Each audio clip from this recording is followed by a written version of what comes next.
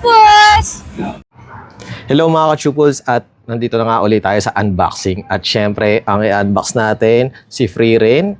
At bago ang lahat, i-unbox natin after Holy Week ang Mahoraga na Figurisma at syempre ang Sukuna parating na after Holy Week. At magkakaroon din pala tayo ng additional na 10 pieces na Freerin after Holy Week. Kaya paunahan na lang, limited lang. At syempre, meron pa rin tayong solo leveling, si Jinwoo. At unbox na natin to guys.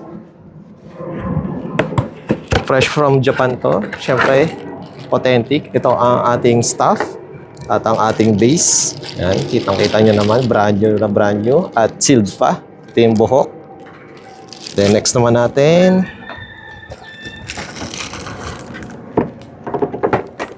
si Freerin mismo. Napaka-solid ng details.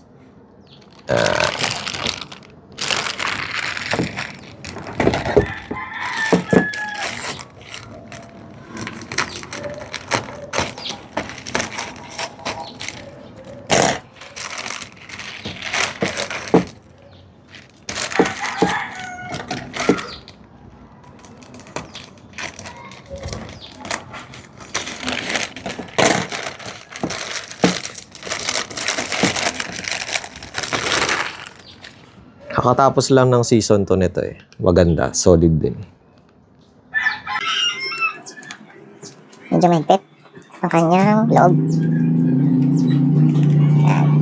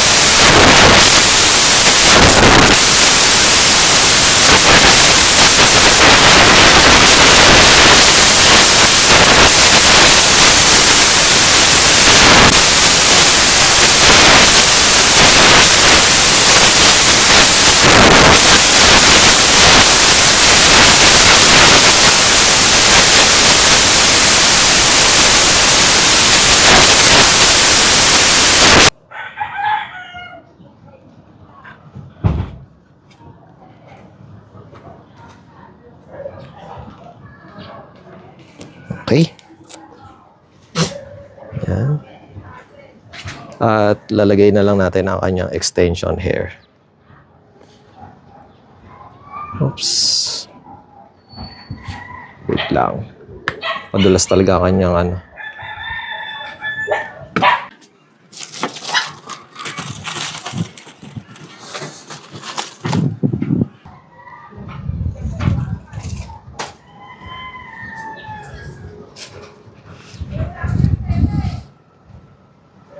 Ingat lang tayo, baka maputol guys.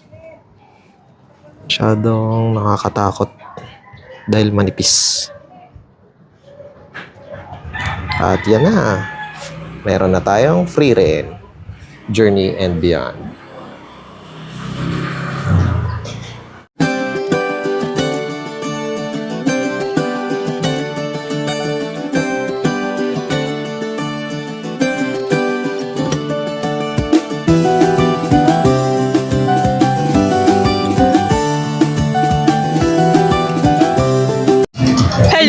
kachupol! Hello mga ka-chuples, kumusta kayong lahat? Ito po si Ronnie Liang. Hello mga kachupos! Hello sa inyo mga kachupol. Kain! Dito po kami sa